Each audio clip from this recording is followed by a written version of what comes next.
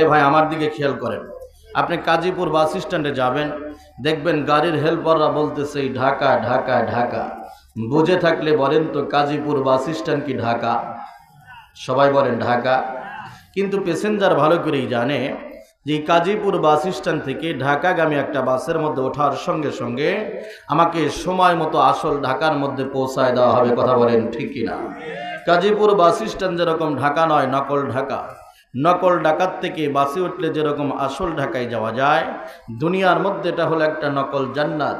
এ জান্নাতের মধ্যে বসে উলামায়ে কেরামের মুখ থেকে কিছু কথা শুনে আমি আর আপনি যদি আমল করে মৃত্যুবরণ করতে পারি, আল্লাহ তাআলা এই উসিলায় আমাকে আপনাকে আসল জান্নাতের মধ্যে দিয়ে দিবে। চিল্লায় বলেন সুবহানাল্লাহ।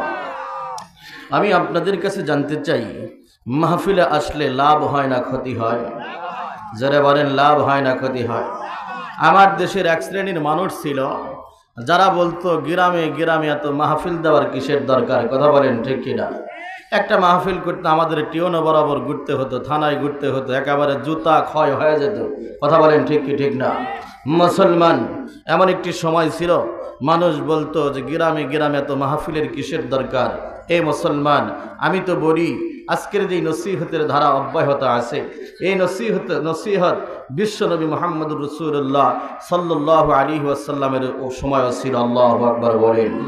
এই নসিহতের ধারা যদি বন্ধ হয়ে যায়, ওয়াজ মাহফিলগুলো যদি বন্ধ হয়ে যায়, তবলিগ ওয়ালাদের তবলিগের দাওয়াত যদি বন্ধ হয়ে যায়, মাদ্রাসাগুলো যদি বন্ধ হয়ে যায়, এমনিতেই আমাদের সমাজের যে অবস্থা, ছেলে মা রেখুন করে। কথা বলেন ঠিক কিনা?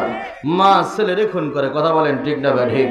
এমনিতেই সমাজের যে অবস্থা, বিচার ব্যবস্থা, মুসলমান আমার মনের বিশ্বাস আর ধারণা এগুলো যদি বন্ধ হয়ে যায়, মানুষগুলা কুত্তার চাইতে নিকৃষ্ট হয়ে যাবে। কথা বলেন ঠিক কিনা? মাহফিলে আসতে পেরে বসতে পেরে আমরা অত্যন্ত আনন্দিত, অত্যন্ত খুশি। কালিমাতুশ শুকর আদায় করছি, সকলেই জবান খুলে পড়ে নেই আলহামদুলিল্লাহ। ইসনের ভাইরা বলেন আলহামদুলিল্লাহ।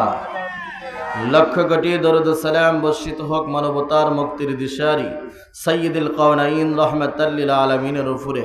হৃদয় নিংড়ানো ভালোবাসাটুকু উজাড় করে দিয়ে সকলেই জবান খুলে পড়ে নেই সাল্লাল্লাহু আলাইহি ওয়াসাল্লাম। মুহতারাম সম্মানিত উপস্থিতি, আল্লাহ রসুল সাল্লাল্লাহু আলাইহি ওয়াসাল্লাম হাদিস শরীফের মধ্যে ফরমান, মান সাল্লা আলাইহি ওয়াহিদাতান সাল্লাল্লাহু আলাইহি আশারা।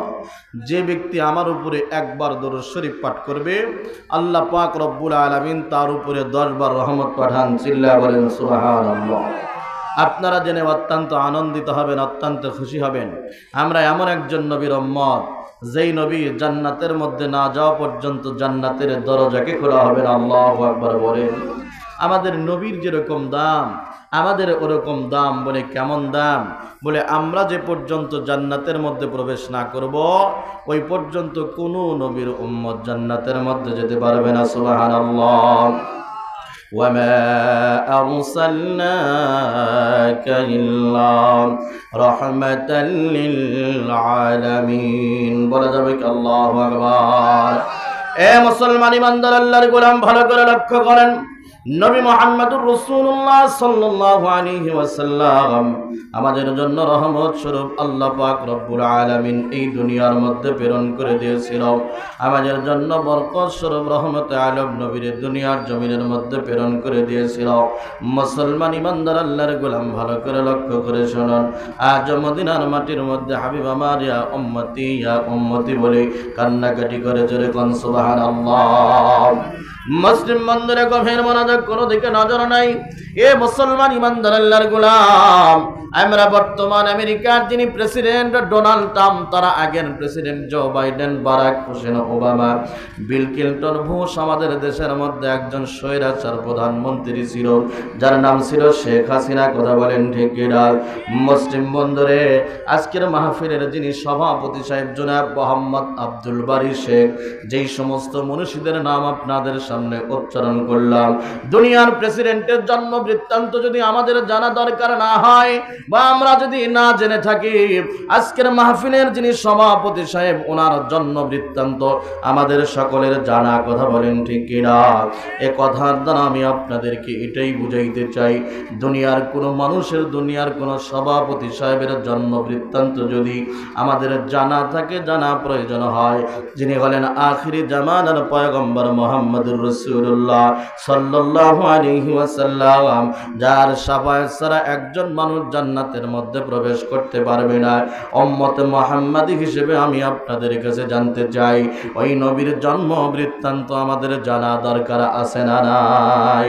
কার কার আছে দুহাত উঁচু করে দেখায়, লিল্লাহি তাকবীর। হয় নাই আজ হবে না, নারায়ে তাকবীর। বন্ধুগণ আমার ভাইয়েরা, আমার ভালো করে লক্ষ্য করেন, নবী মুহাম্মদুর রাসূলুল্লাহ সাল্লাল্লাহু আলাইহি ওয়াসাল্লামের আম্মা বর্ণনা করি, মক্কার মা বোনদেরকে ডাক দিয়ে বলে, ও মক্কার মায়েরা বোনেরা, তোমরা শোনো, আমার মুহাম্মাদের মিলাদ শোনো, আমার মুহাম্মাদের জন্ম বৃত্তান্ত তোমরা শোনো।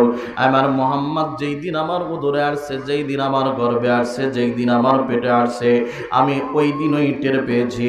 ওই দিন রাত্রিবেলায় আমার অন্ধকার ঘরের মধ্যে আমি তাকায় থেকে দেখি আমার অন্ধকার ঘরটা আলোয় আলোকিত হয়ে গেছে। জোরে কোন মারহাবা।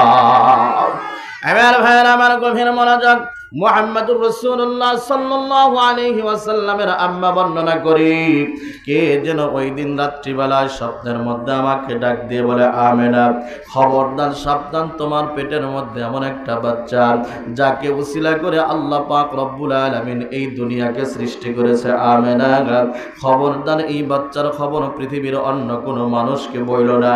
আমেনা ডাক দিয়ে বলে, আমি বলবো না, কিন্তু 3 মাস যখন হয়ে যাবে আমার পেটটা উঁচু হয়ে যাবে। কথা বলেন ঠিক কিনা?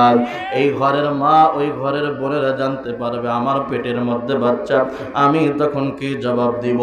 আমেনা মক্কার মা বোনদেরকে ডাক দিয়ে বলে, মক্কার মায়েরা বোনেরা শোন, স্বপ্নের মধ্যে আমাকে ডাক দিয়ে বলা হলো, আমেনা, 3 মাস কেন 10 মাস 10 দিন হয়ে যাবে, তোমার পেটকে উঁচু হতে দেওয়া হবে না। আল্লাহু আকবার বলেন, নারায়ে তাকবীর। অনেক মানুষ দোকানে বসে থেকে বলে, ওখানে মনে হয় লোকজন নাই। লোকজন আছে না নাই? জোরে বলেন, আছে না নাই? একটা নির্বাচনী আওয়াজ দেন, নারায়ে তাকবীর। এবার ভাইয়েরা, আমার গভীর মনোযোগ, আমি এমন একজন মনীষীর গল্প আপনাদেরকে শোনায় যাব রে মুসলমান। আখিরাতের ময়দানে কোনো পীর বাবা, কোনো দয়াল বাবা, কোনো খাজা বাবা, কোনো ভণ্ড বাবার চান্স থাকবে না। একজন মাত্র ব্যক্তি সুপারিশ করবে, যিনি হলেন মুহাম্মদুর রাসূলুল্লাহ। সকলেই পড়ুন সাল্লাল্লাহু আলাইহি ওয়াসাল্লাম। এ মুসলমান, আল্লাহর বান্দি মক্কার মা বোনদেরকে ডাক দিয়ে বলে, মক্কার মায়েরা বোনেরা শোন, তোদের পেটের মধ্যে বাচ্চা আসলে তোদের রুই মাছ ভালো লাগে না, কই মাছ ভালো লাগে না, ইলিশ মাছ ভালো লাগে না। মারে ডাক দিয়ে বলে, বেগুন ভর্তা বানায় দাও, আলু ভর্তা বানায় দাও। বলে কি বলে না?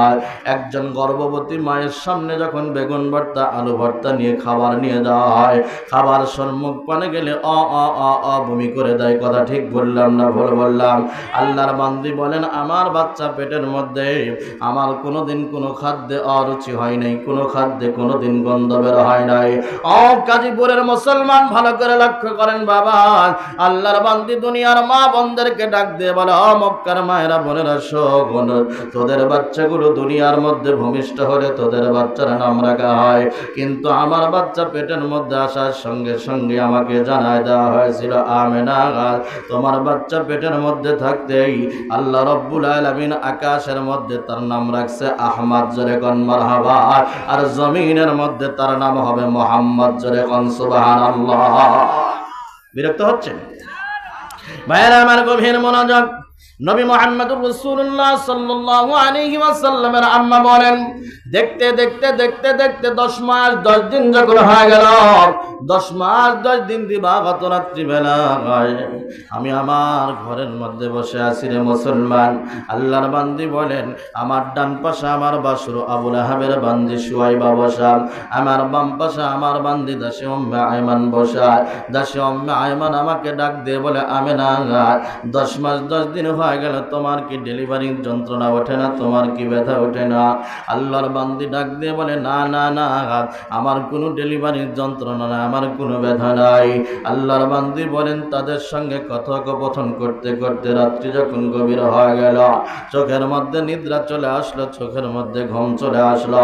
খেজুরের পাতার সান্দে একটা বালিশ বানানো ছিল, এই বালিশের সঙ্গে আমি যখন মাথাটা লাগায় দিলাম, গভীর ঘুমের মধ্যে আমি যখন আচ্ছন্ন হয়ে গেলাম, আমি ওই দিনও দিবাগত রাত্রিবেলায় স্বপ্নের মধ্যে তাকায় থেকে দেখি আমার অন্ধকার ঘরটা পুনরায় আলোয় আলোকিত হয়ে গেছে। জোরে কন্যা সুবহানাল্লাহ। আল্লাহর বান্দি বলেন শুধু তাই নয়, আমি ওই ঘরের কোণার মধ্যে তাকায় থেকে দেখি ইসলামের পূর্বের যুগের মহিলারা ঘরের মধ্যে বসে গেছে। আমি একজনকে ডাক দিয়ে বললাম তুমি কে? সে ডাক দিয়ে বলে আমি আদম পত্নী হাওয়া আলাইহিস সালাতু ওয়াস সালাম। আর একজনকে ডাক দিয়ে বললাম তুমি কে? সে ডাক দিয়ে বলে আমি ঈসা আলাইহিস সালাতু ওয়াস সালামের আম্মা মারিয়াম। আর একজনকে ডাক দিয়ে বললাম তুমি কে? সে ডাক দিয়ে বলে আমি ফেরাউনের স্ত্রী আসিয়া, তোমরা কেন আসছো? আল্লাহর বান্দিরা ডাক দিয়ে বলে আমি না গা, অল্প কিছুক্ষণের মধ্যে 14 তারিখের পূর্ণিমার চাঁদ দুনিয়ার জমিনের মধ্যে আগমন করবে। আল্লাহ রাব্বুল আলামিন তোমাকে ডেলিভারি করানোর জন্য আমাদেরকে মেডিকেল টিম বানায় পাঠায় দিয়েছে। জোরে কোন মারহাবা। লা ইলাহা ইল্লাল্লাহ। জোরে এই শোনেন, দ্বিতীয় বক্তার কাজ হলো লোকজন গোছায় দাও। কথা বলেন ঠিক কিনা? যারা আসবেন আমার সামনে বসবেন, এই চাচা ওইদিকে যান না, এদিকে আসেন। লা ইলাহা ইল্লাল্লাহ, লা ইলাহা।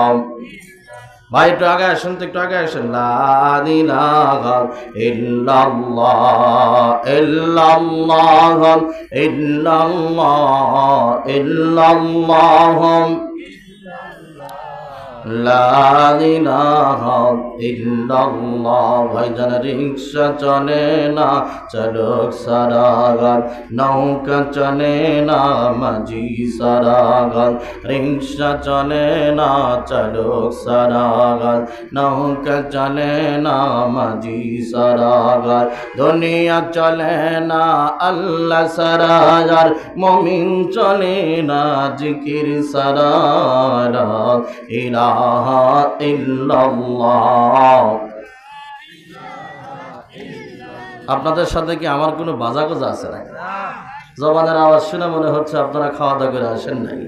লা ইলাহা ইল্লাল্লাহ, লা ইলাহা ইল্লাল্লাহ মুহাম্মাদুর রাসূলুল্লাহ। সকলেই বলুন সাল্লাল্লাহু আলাইহি ওয়াসাল্লাম। কেউ কেউ মনে মনে ভাবতেছেন আমরা মনে হয় আগে এসে ঠকে গেলাম। না না না, আগে এসে ঠকে যান নাই। অল্প কিছুক্ষণের মধ্যে মাহফিলের চিত্র পরিবর্তন হয়ে যাবে। বলেন ইনশাআল্লাহ। একটু জোরে বলেন না ইনশাআল্লাহ। বন্ধুগণ আমার ভাইয়ের, আমার গভীর মনোযোগ। আল্লাহর বান্দি বলেন তাদের সঙ্গে কথোপকথন করতেছিলাম, এক পর্যায়ে বাচ্চাদেরকে চুমু খাইলে যেরকম চো চো চো চো আওয়াজ হয়, বাচ্চাদেরকে কোলের মধ্যে নিয়ে আদর করলে যেরকম আওয়াজ হয়, এরকম আওয়াজ আমার কানের মধ্যে আসা শুরু হয়ে গেল। আল্লাহর বান্দি বলেন এই আওয়াজে আমার নিদ্রা যখন ভেঙে গেল, চক্ষু যখন খুলে গেল, আমি চক্ষু মেলে তাকায় থেকে দেখি দাসী উম্মে আয়মানের কোলের মধ্যে ফুটন্ত গোলাপের মতো একটা বাচ্চা দেখা যায়। তুই সুন্দর চেহারা, যেই বাচ্চার চেহারার সঙ্গে দুনিয়ার সাধারণ কোন বাচ্চার চেহারার মিল পড়ে না। আল্লাহর বান্দি দাসী উম্মে আয়মানকে ডাক দিয়ে বলে, দাসী উম্মে আয়মান শোন, এই বাচ্চাটা কার? আল্লাহু আকবার বলেন। উনি ডাক দিয়ে বলতেছে এই বাচ্চাটা কার? আল্লাহর বান্দি দাসী উম্মে আয়মান আমেনাকে মুস্কি হাসি দিয়া ডাক দিয়ে বলতেছে, আমেনা রে, এই বাচ্চা তো অল্প কিছুক্ষণ আগে তোমার গর্ভের থেকে দুনিয়ার জমিন